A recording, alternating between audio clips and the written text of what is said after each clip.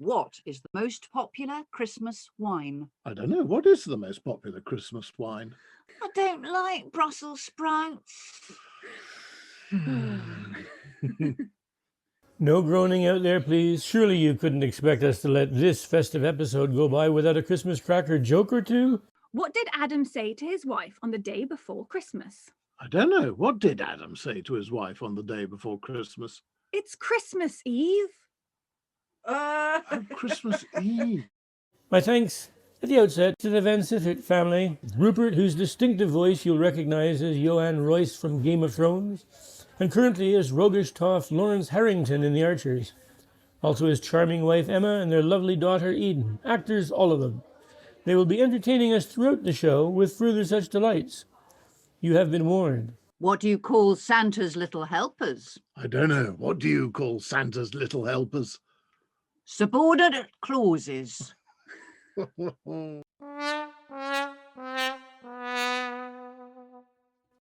Now, to the show.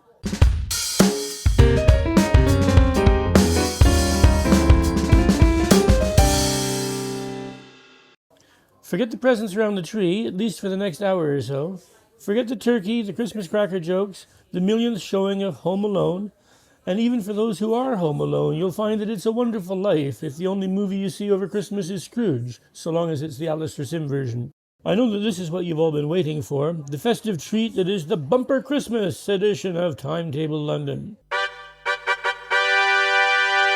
So... Fanfare. There's a fanfare there, you know. I'll be your brass band if you want. So welcome to the show. Here with me as ever is my redoubtable co-host, Dr. Geoff Browell from King's College. Thank you, Tam. Thank you, Tam. So on this Christmas day, we've got two special guests. We've persuaded two of our favourite past guests, Mark Mason from episode number 1, and Patrick Kidd, I think, was episode 2 episodes ago, wasn't it? I know my place down the bottom of the order. Mark goes in first. Episode 8, I'm being reminded by our other redoubtable colleague, Chris Wynn, producer. Anyway, they've come to celebrate a special Christmas with us, regale us with Christmas tales, some with a London twist, some not so much, all of them fascinating. Mark, Patrick, welcome to Timetable London. Thank you very much for having us back. Good to be here again, around the table, around the custom-made table in the Devereux. We were just saying, this is a fantastic... Those of you that come and visit the pub, as you should, it's in the far corner as you walk in, and it's a sort of vaguely rectangular table that's had a section cut out of one corner. So attention to detail. Is that to fit my stomach? It's like a regular office typing setup in the corner. It's fantastic. But as you mentioned, some of the facts may have Christmas London connections, some of them may not.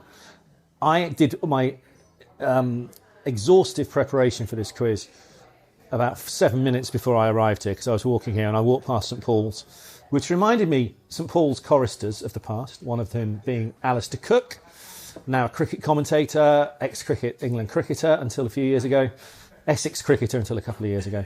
And he was a chorister at St Paul's when he was school, as Patrick will probably know. I mean, pre-teen, I think, wasn't he? It was from quite a young age, before his voice broke. Before this, you changed the medical detail at the end there, Patrick. Yeah. Before his voice dropped. Anyway, he was born on Christmas Day.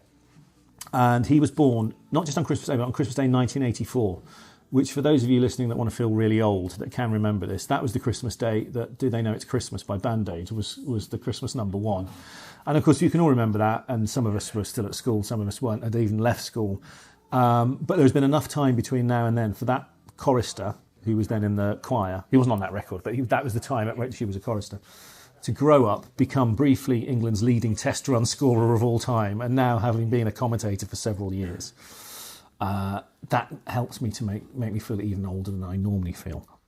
But that then reminded me of another London connection, not a Christmas one, but a London connection. Alistair Cook and his test total was 12,000. Can you remember the other 3 digits, Patrick? It was... No. Whatever it was. But that always test totals always remind me of Alex Stewart. Here we're going to... Patrick knows where this is going. Here we're going to hop over the river to the Oval, south of the river. Surrey's ground at the Oval, Surrey's most famous cricketer of recent years, Alex Stewart. He finished with 8,463 test runs. And he happens to have been born on the 8th of April, 1963. 8463. And never guess what his PIN number is. If you look his bank card, I think you're in there. And a couple of years ago, I got to meet him and I asked him, I said, did you know in the run-up, you knowing that it was going to be the end of your test career, did you deliberately time it so you got out, so you finished on 8463? He said, no. He said, I had no idea about that until a couple of years later, and a journalist told me. He said, I just wish I'd been born on April the 15th. I love the fact that Alex Stewart made 100 in his 100th Test match on the Queen Mother's 100th birthday. Oh, I'd forgotten that. That is and he gorgeous. is such a royalist that he was delighted. He did it for her Madge. He probably saluted. He didn't lift his bat. He saluted when he did it. And if that really, really mattered, it would matter because... Nothing really, really matters. No, it's just he is a proud monarchist, and I suppose making his 100th century, his century on his 100th match was a big thing, and for it to be the Queen Mother's Day. She was probably watching the racing, I'd imagine. But other Christmas birthdays, just where you're sitting, Isaac Newton was born on Christmas Day. Yes. We're under a glorious, brooding, sultry-looking Isaac Newton. It's an original painting as well. Is it? I love these small world coincidences. About 10 minutes ago, just before we started recording, Tony from the Devereux, who helps us out with our custom-made table here and is fantastic, he and I were just swapping facts and Christmas stuff. And he mentioned Isaac Newton, and he said, scientists now have this tradition of celebrating Newton Mass. If they don't want to celebrate Christ Mass, if they're atheist scientists, not all scientists are, of course, but lots of them are, if they want to celebrate a non-religious Christmas, they call it Newton Mass, because it was Isaac Newton's birthday. And if I understood science, I could make a joke about mass and lights and stuff like that, but I can't. Someone else will have to do that. But his Christmas Day birthday, though, was on the old calendar, wasn't it? Yes, you're right. Yeah. Yes. Yeah. Which is, 17 days out? Is it? 11. 11. Yeah, but we still use all the dates from the old time in the old calendar. So, if something happened on the...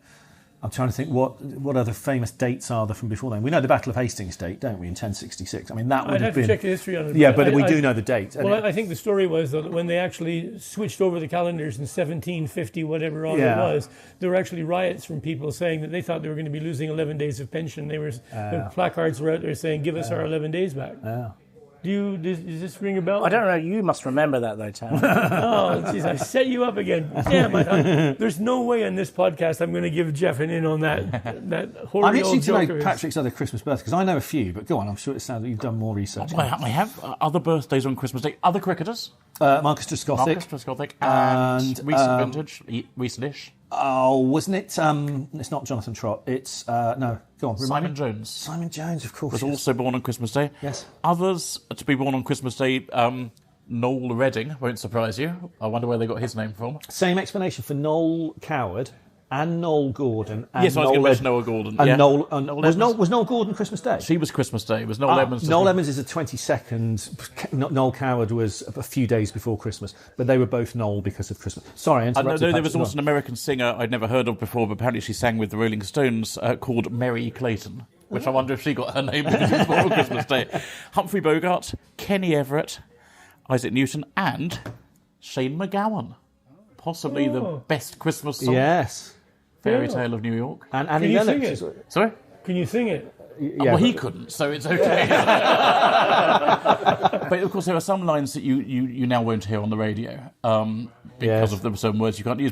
And I loved the version that changed it into "You scumbag, you maggot, you taped over Taggart."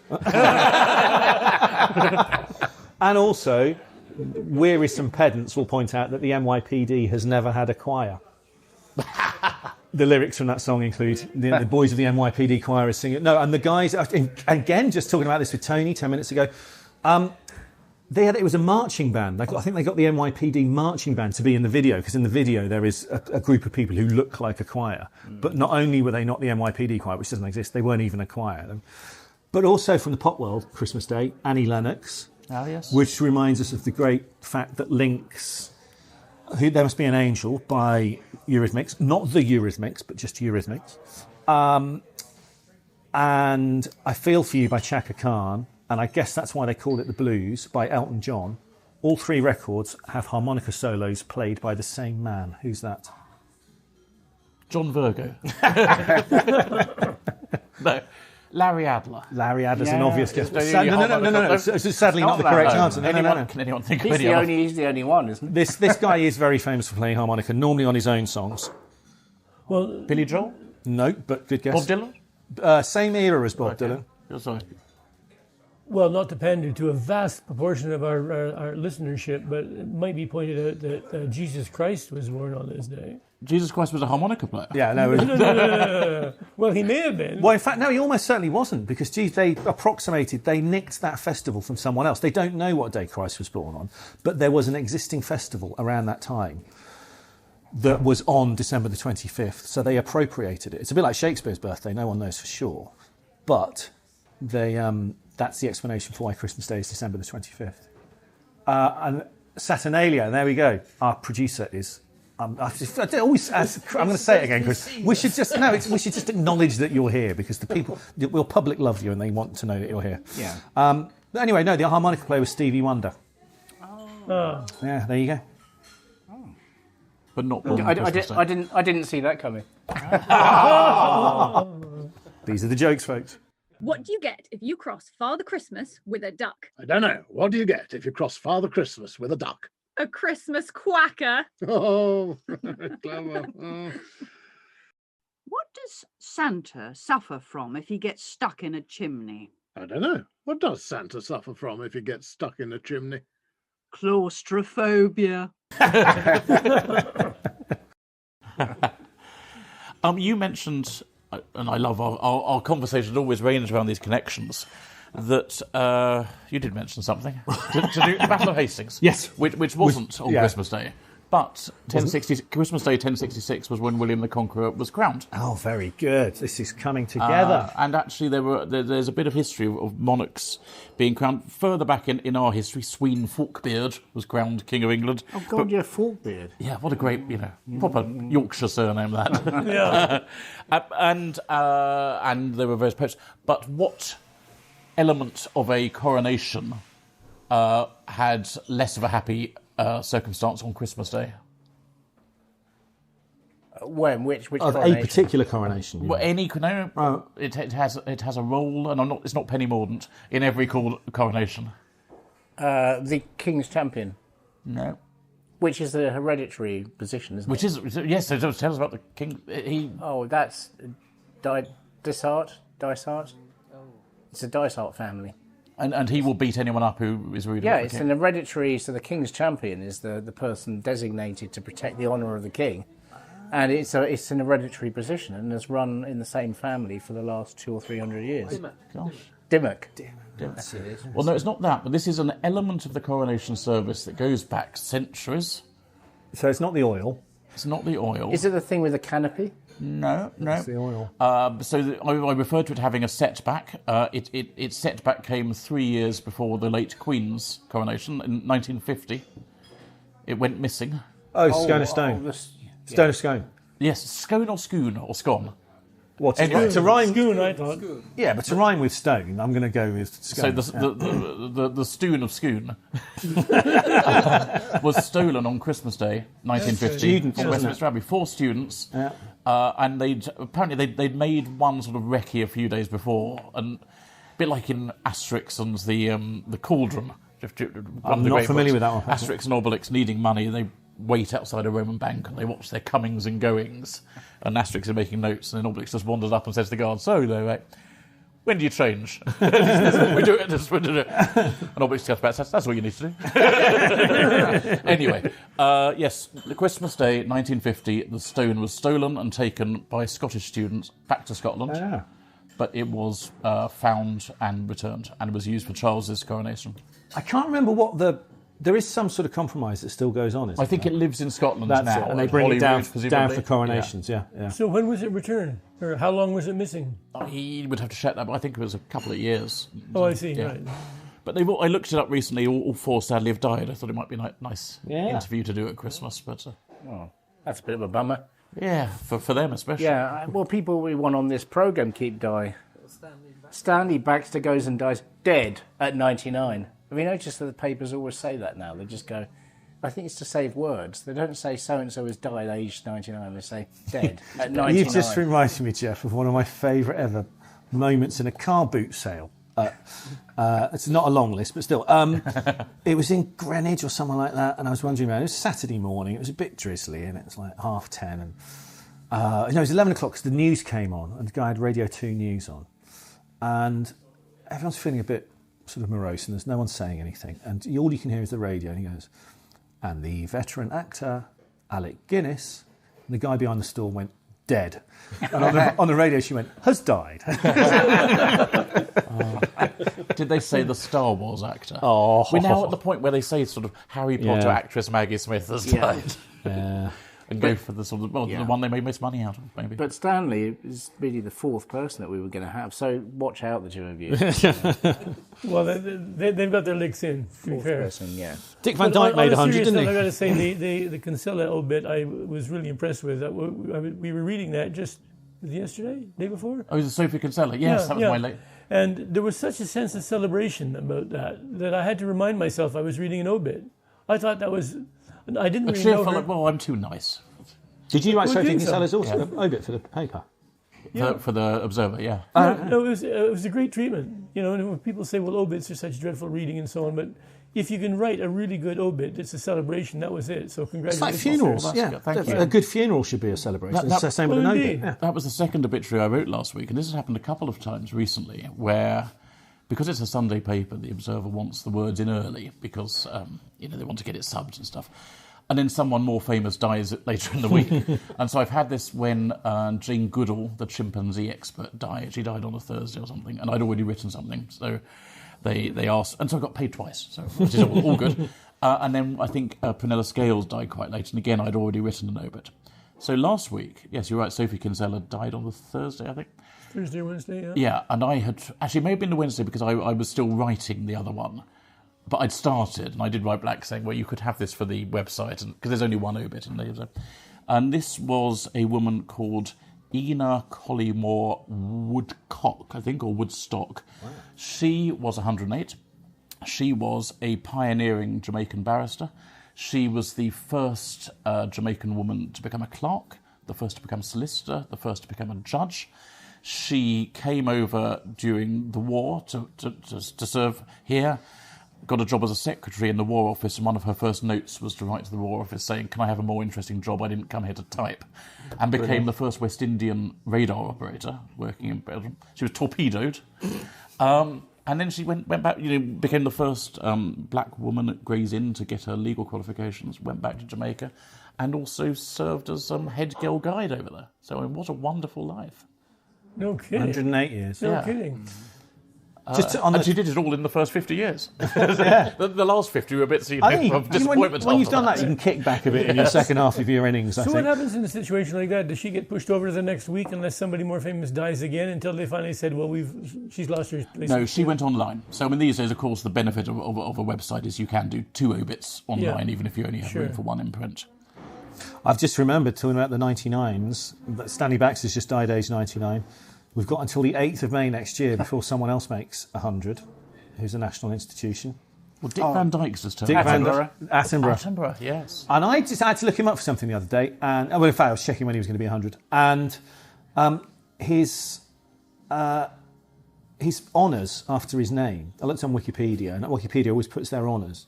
So it's OMCH, and then there are like 12 more groups of initials. It looks like a World War II message in code.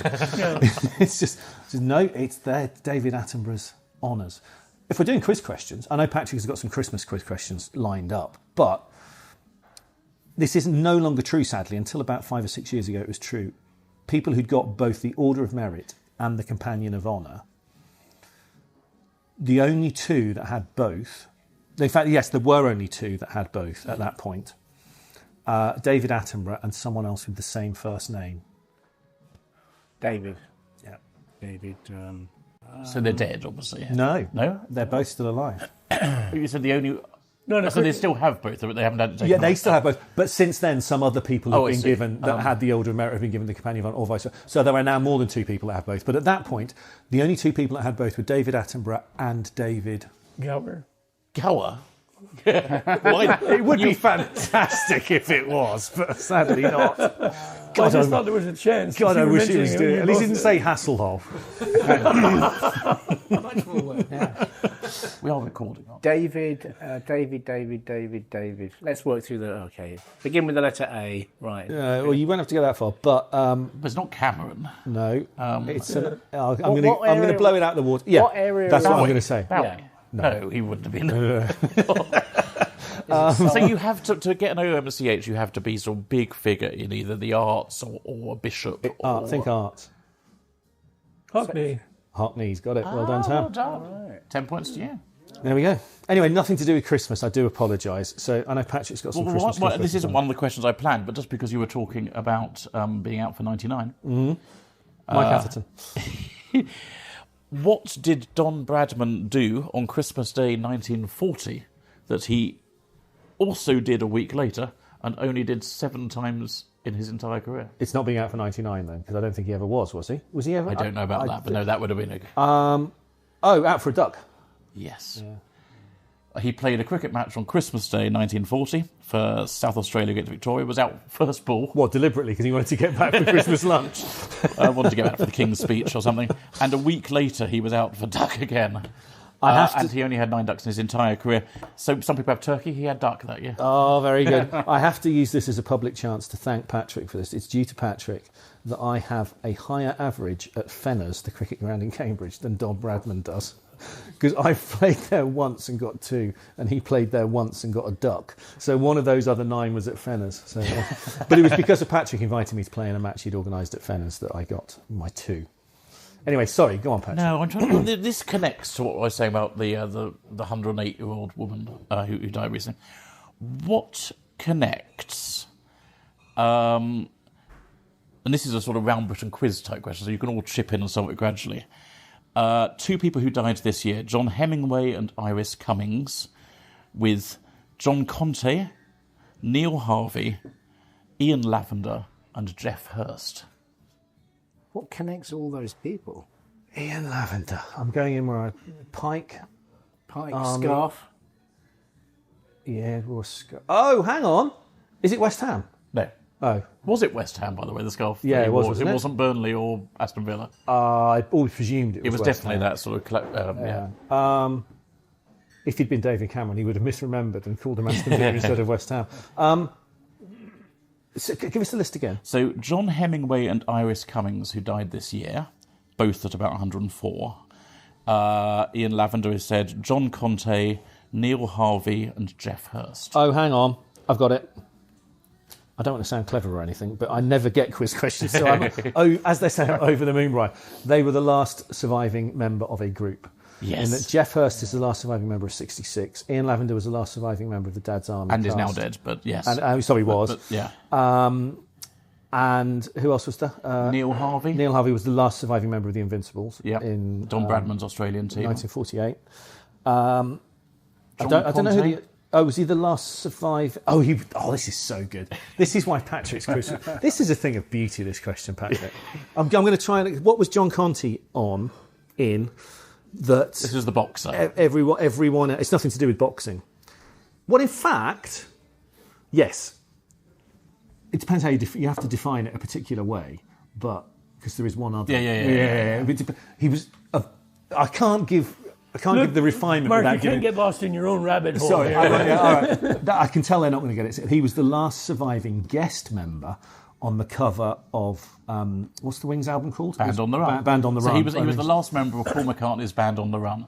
And the photo was taken in Macca's garden in 7 Cavendish Avenue. Does anyone want to go and stalk Paul McCartney? I think it's well known. So it had the other members of Wings, Linda and Denny. Denny Lane. Was it just the 3 of them? It was just 3 of them, and John Conte. And let me see if I can get the rest. Okay. It was James Coburn. Yep. Parky. Oh God, Clement Freud. Clement Freud. I forgot. Yes, Clement. My memory is a cancelled Clement Freud. That's it, isn't it? There might be. I can't remember. Anyway, myself. sorry. Anyway, the last one left, apart from Paul McCartney himself, that is a John great Conte. question. And then the other 2, John Hemingway. Don't know him. Well, there weren't many of the group he belonged to, but there actually were. His heroics came in 1940-41. Oh, the few. Jam Busters. He was not quite that specific. Yes, he was the last of the few. Oh, was the last of the The few? last of the few, the last of the Battle of Britain pilots. He died this year.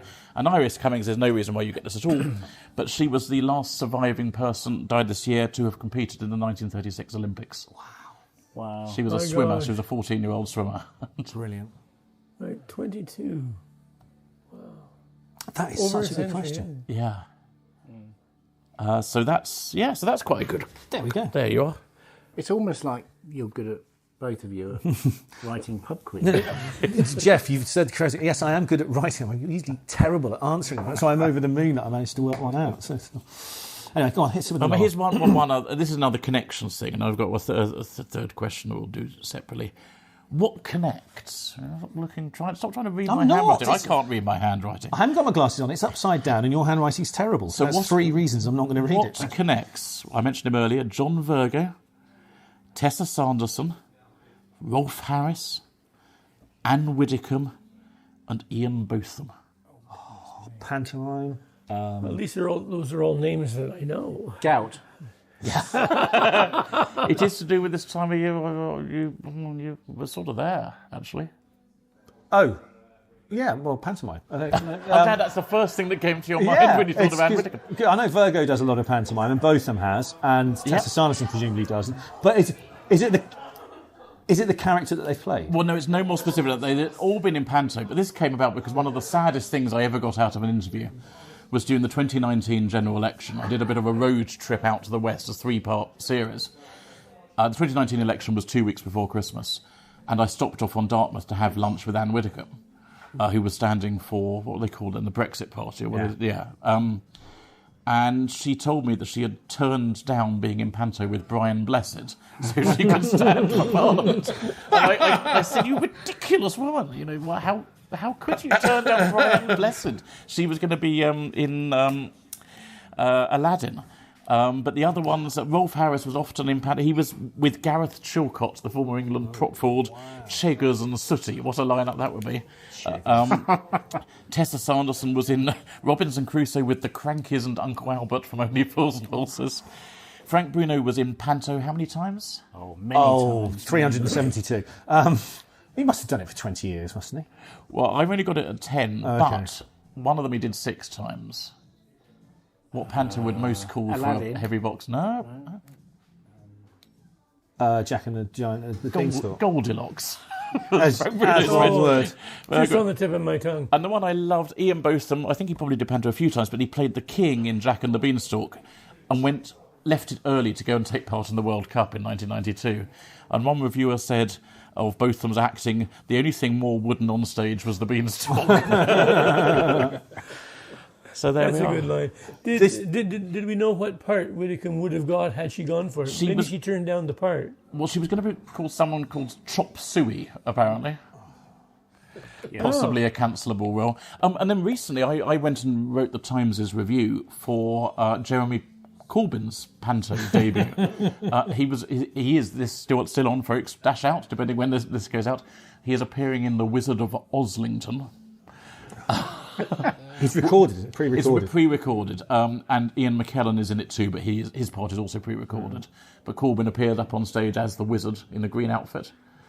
And he says that he's been very busy forming a party, and then he advises Dorothy and her friends that when you're faced with 2 paths, there is one that is going to be wrong and the one that is very right, wink, wink, and you should go down the middle. He's become a Blairite.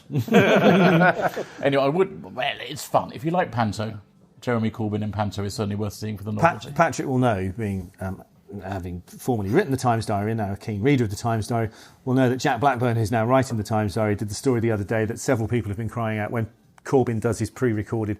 At one point he mentions either the word career or success or whatever. So loads of people shout out, "It's behind me." Oh, that is classic. That's great. Just going back to Brian Blessed, this isn't a Christmas thing, but it is a London thing. I once saw my favourite ever performance by Brian Blessed, lasted about 20 seconds, and I got it for free. I was walking down Regent Street and had got walking down to south. And I'd got to Great Marlborough Street on my left, obviously where the Palladium is. And it was when Brian Blessed was in Chitty Chitty Bang Bang, the musical, at the Palladium about 20 years ago. And as the lights had changed there, I didn't see what the woman had done the driver in front of him had done. But she'd left him in the lurch, so she'd left him. And there were obviously cameras on it. He didn't want to get trapped actually breaking the rules. So he was left trapped in his BMW, blocking the pedestrian crossing. So we all had to go either in front of the car or behind it. And he wound his window down. Look what she bloody did, the stupid woman. She bloody left me stranded. And I just stopped and watched. It was absolutely fantastic because people were crying, laughing. It was beautiful. God bless him. The question is, when was the very first pantomime? Ooh, no. Was this Dan Leno? Was the first pantomime dame? I believe so. Because I recently went on a backstage tour of the Theatre Royal Drury Lane with my daughter the week before Halloween. And they do backstage tours a lot, but they did the week before Halloween, late night. So after the show had finished, so you're there at 10 o'clock. And they talked about the ghost of Dan Leno appeared in a mirror. I think they told me he was the first pantomime Dane, but I can't remember what his dates were. Early 19th century? Yeah, it must have been. But that's what I How would you believe. qualify That's the story something like that? How heard would as you well. understand that was actually the first when you consider how many famous old actors there were who played dames, played women? The whole business of people cross-dressing in the theatre. So it's not just cross-dressing, I think it's cross-dressing for what we would recognise as a panto where people are shouting and... That's a fair question, I don't know. Well, like many theatrical stories, it may not be true, of course. No, well, I don't know either, but it's a fascinating question. I mean, for example, when was the first time and what would have been the inspiration to the "it's behind you" anecdote? Because that's part of the DNA now. You can't have a pantomime unless there's somebody yelling that at some point, right? Yeah. So you got a date, though, for the first panto? Or? No, I haven't, but I'd heard the same anecdote as you, so I think from that we can probably reverse engineer it. It must, so whatever but it must evolve, I suppose, and then traditions become something you can never change. So it's behind you. Oh no, it isn't. It's Yes, it is. Oh. Has anyone written a book about firsts? But the first time something happened. There's lots of books written about a book about seconds, haven't they, Mark? and the reason that loser wrote a book about seconds is that there've been lots of books about firsts, yes, and that's everyone knows the first. Mission to land on the moon, first man to run a 4-minute mile, blah blah blah. No one really knows the seconds. Do you want another quiz question? Yeah, I know we could talk about Christmas films again, but this isn't a film question. On Christmas Day last year was celebrated twice by 4 men. Why? International Space Station? No, well, actually, That's a good that's not question. the answer. A good answer there. It's not the answer on the card. It's good, but it's not right. Twice by 4 men. Oh, somebody rowing across the international timeline or something like that. Yeah, not rowing, but Oh, sailing. these are the McLean boys. No. This was the Vendée Globe sailing race, which is it's a solo circumnavigation of the world. It happens every 4 years, and fewer people have completed it than have climbed Everest. And 4 of them crossed the international date line on Christmas Day, so they celebrated Christmas Day twice. And I've covered this event a few times, and I remember speaking to Alex Thompson, who's our leading sailor, who's done it. He's come second once. And of course, you want to celebrate Christmas, but you also want to keep your weight on board down. So you snap your toothbrush in half and stuff like that. But he had sort of freeze-dried Christmas things and the odd light presents to open on the day. But he said the main thing as a round-the-world solo sailor is he took mayonnaise with him because it made any food taste tolerable. And when I put this in, bless them, the Times sub-editor who wrote it put the headline, Thompson will go through Hellman's and high water. So good. The Times subs are so good. We could do my Times sub Eric Clapton story if we want, which shows how good they are. I was in a complete abandonment of usual good judgment. Patrick got me to write the diary for a couple of days while he was off writing brilliant quiz questions. And I did a story. There was a new biography of Eric Clapton out around that time, which I nicked a story from for the diary, which was that when Clapton was snorting drugs through rolled up banknotes, he would snort them through rolled up £50 notes, which he would then just throw away. Are you sure they weren't £20 notes? Well, hang on, wait for the end of the story, Geoff. He would then throw them, and the beautiful end of the story was that his handyman who was called something like Reg or Alf. It was the perfect handyman name that he sort of live in his big mansion in Surrey. Would get them out of the bin, wipe the drugs off them, and spend them on his holidays on the Isle of Wight. Which is just a lovely little story. So I put that in. Then it was in the paper the next day, and I checked, and they changed £50 notes to £20 notes. I was a bit annoyed at that because I thought, well, this has slightly dampened the effect of the story. But I had the sense not to blow up at them, and I said, why did you do that? And they happened to know, one of the Times subs happened to know that in 1973-ish, which the story relates to, there were no £50 notes. They knew that the Bank of England didn't issue £50 notes after 1943 until about the mid-80s they came back. At that point, there were no 50s. And so they'd corrected it. Like, that's how good the Times subs are. That is good. Yeah, that's impressive. Anyway, I've killed this conversation. Slightly connected to the sailing thing, some sailors spent Christmas Day last year going past Point Nemo. Do you know what Point Nemo is? Point Nemo is the most distant part of the ocean away from any land. Yes. And how far do you reckon? Oh, God. Well, it's in the South Pacific, isn't it? And it's probably, 1,800 miles?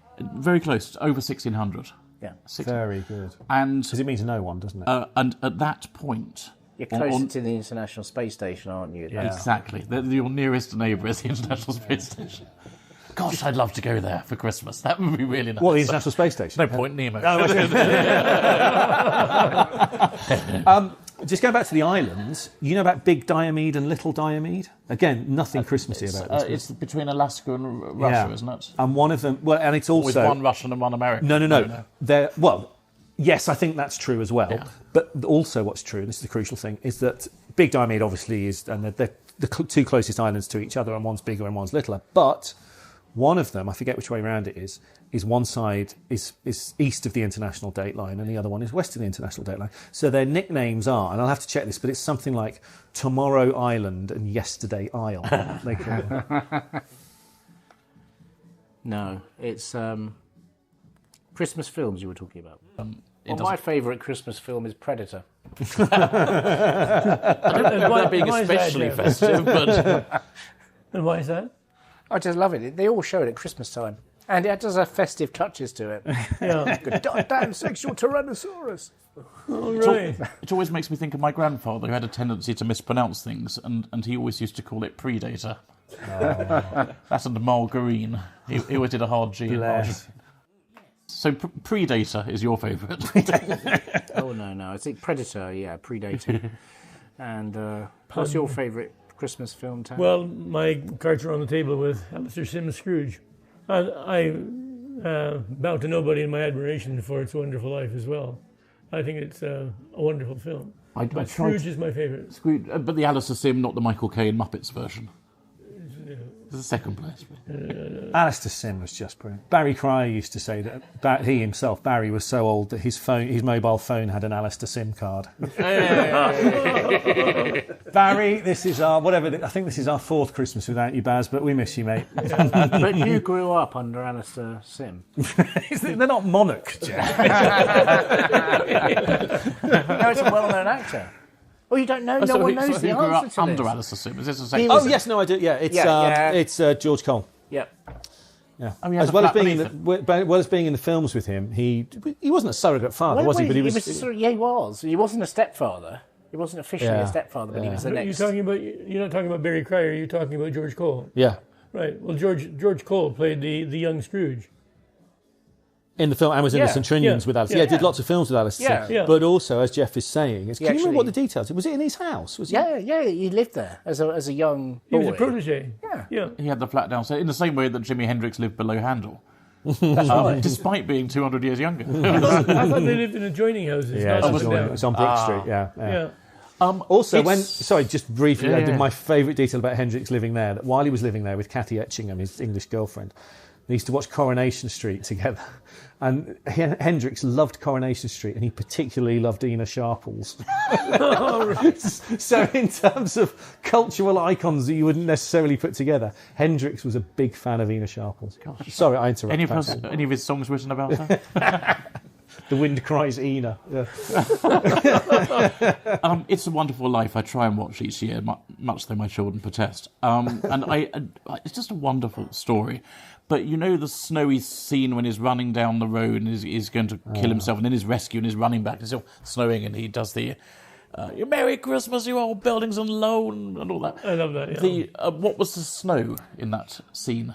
The slow? The snow. What did they use to make the snow? I've heard I this. don't know. Because they filmed it, and it wasn't Christmas when they filmed it. No. I've heard it. It's on stage. They often use milk. When they did the musical of the musical of the stage version of Singing in the Rain, yeah, they used milk because water doesn't show up on the lights. Yeah. But I've heard it. But it's soap flakes. That's it. Yeah. Shavings of. I mean, that must be an awful lot of soap flakes, but that's how that created the image. And I just love that final scene when everything's okay. Spoiler here, but you've had 80 years to learn. And everyone's gathered around George Bailey, and he receives the book and opens up the book, and it's got the greeting from Clarence that says, "No man is a failure who has friends." Christmas carols. And at low times, I've often clung to that. But the friendship actually does matter. Yeah, that is very true. Sadly, what isn't true about It's a Wonderful Life, you know, when you find out that an urban myth that you've loved for years sadly isn't true. Bert and Ernie in The Muppets are supposedly named after Bert and Ernie in It's a Wonderful Life. Sadly not true, though. I saw you start to get excited then, Patrick. Had you heard that as well? I'd heard it wasn't true, but I wish it was. But there is Bert and Ernie in It's a Wonderful Life. They are still based on Morecambe and Wise, though, I hope. Sharing a bed together. I watched the other day, by the way, it's on the BBC iPlayer, the Morecambe and Wise 1971 Christmas special, and it is actually funny still, 50 odd years later. It's great. You know, it never was funny, depending whether you never liked it in the first place. The Andre Previn one, they did. That's with the one. Yes. They did with almost no rehearsal. He flew in from New York, and I think not even almost. I think they did it with sort of pretty well, with no rehearsal at all. Yeah. Eric Morecambe didn't want to do it. Yeah. He said, "No rehearsal, I'm not doing it." And they persuaded him to do it. He was so good. And there's the moment when Previn says, "I've just got to go and get my baton." And they say, "Where is it?" And he says, "It's in Chicago." And Eric Morecambe's reaction, he goes, "Hey, he's going to be all right," he says. And that's when he realised it was actually going to be fun. That's the other Christmas thing I adore. It's the Good Life Christmas special. Oh, yeah. Every year. Yuletide felicitations to you. It's when Margot orders Christmas from Fortnum and Mason's or Harrods, and it doesn't get delivered because she's argued over the tree. It's a fabulous episode. I'd forgotten that. That's right, yes.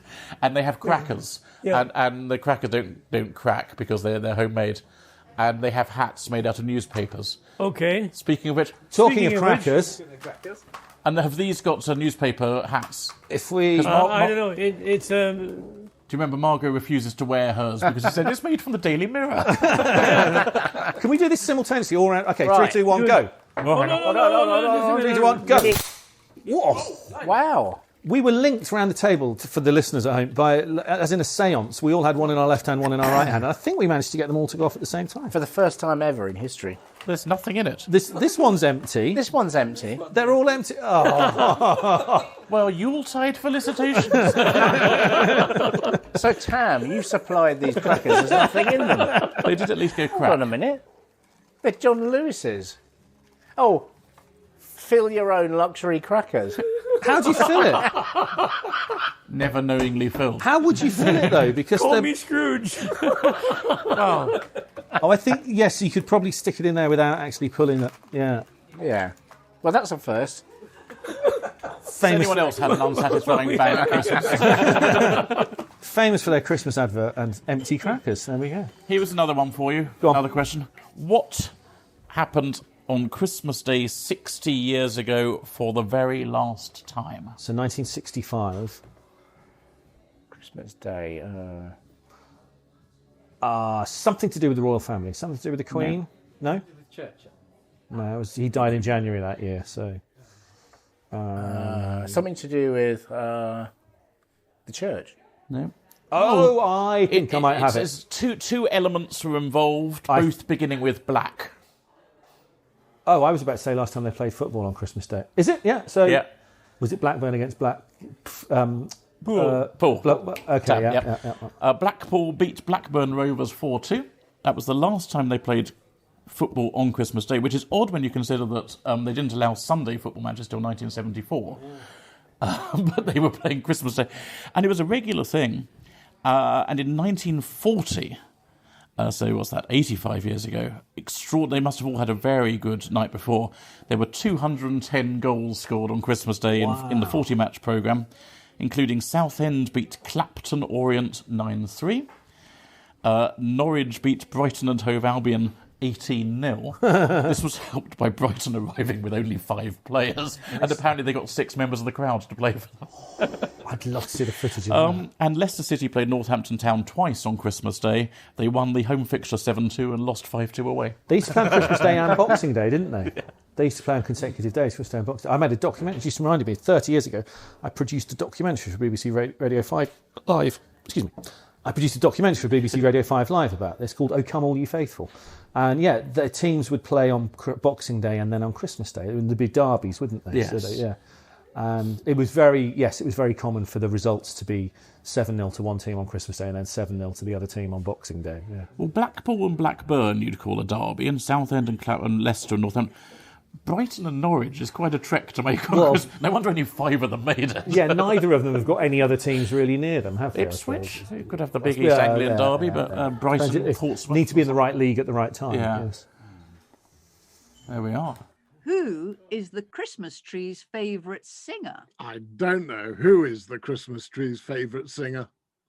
Spruce Springsteen. My God.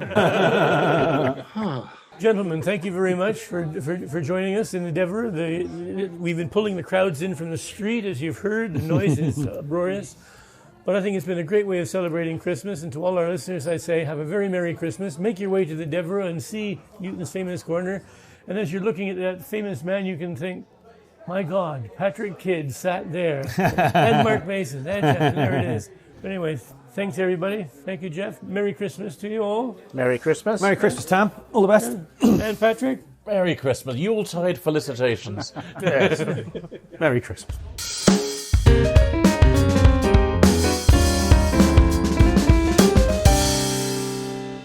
Do join us next time when we will be looking back over some of the highlights of our first dozen shows in which we've talked to a glittering pantheon of actors, writers, tour guides, Lord Mayors, cabbies, diarists, historians, journalists, all of them united by the gift of the gab and a love of London.